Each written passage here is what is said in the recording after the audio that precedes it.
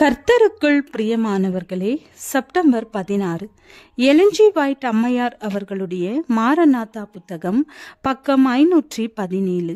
இன்றைய தியானத்திற்காக தெரிந்து கொள்ளப்பட்ட தலைப்பானது கடைசி 7 வாதைகள் விழ ஆரம்பிக்கின்றன. வசனம் வெளிப்படுத்துதல் 16வது அதிகாரம் 1வது வசனம்.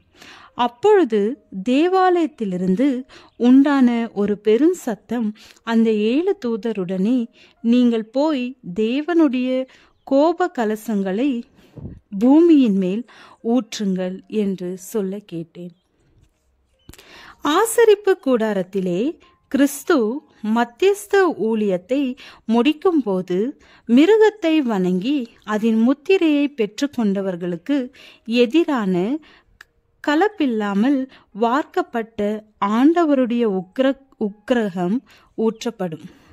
இஸ்ரவேலரை விடுவிக்கும் முன்பு அனுப்பப்பட்ட வாதைகள் தேவன் தமது மக்களை கடைசியாக விடுதலை செய்யும் முன்னர் அனுப்பப்பட போகிற பயங்கரமான வாதைகளுக்கு ஒத்ததாகும்.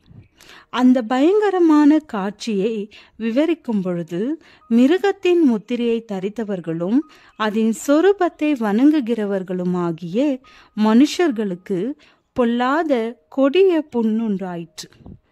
சமுத்திரத்திலே அது செத்தவனுடைய இரத்தம் போலாயிற்று.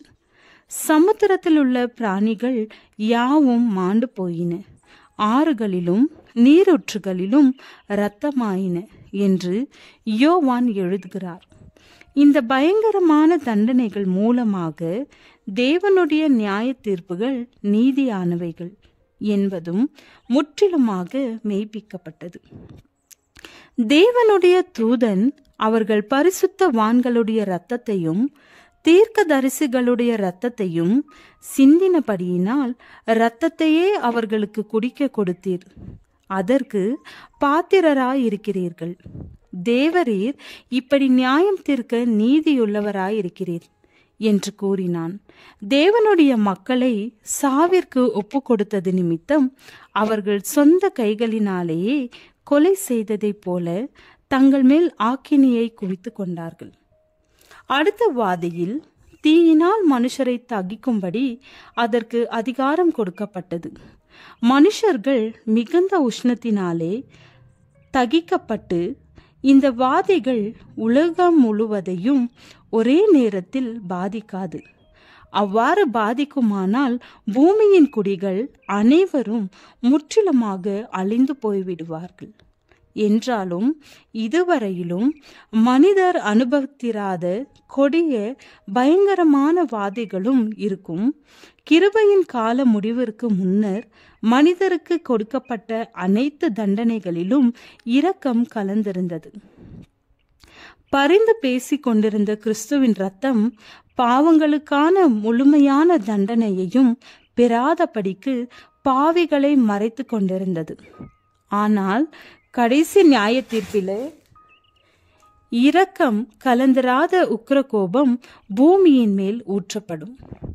தேவனின் உக்கிரகோபம் விரைவாக வரவிருக்கிறது. மீறினவர்களை அவர் கண்டிக்க ஆரம்பித்த பின்பு இறுதி வரை எத்தகைய இடைவெளியும் இன்றி தொடர்ந்து செல்லும். தேவனுடைய கோபாக்கினியின் புயல் சூழ்ந்து கொண்டிருக்கிறது. தேவனுடைய அன்பிலே சத்தியத்திற்கு மூலமாக பரிசுத்தமாக்கப்பட்டவர்கள் மாத்திரமே நிலைத்து நிற்பார்கள். அழிவு கடந்து போகும் மட்டும் அவர்கள் தேவனிலே கிறிஸ்துவிற்குள் மறைத்து வைக்கப்படுவார்கள். ஜெபம். அன்பின் தேவனே, நாங்கள் எங்கள் பாவங்களிலிருந்து மனம் திரும்பி புது சிருஷ்டியாய் மாற உதவி செய்யும். ஆமென்.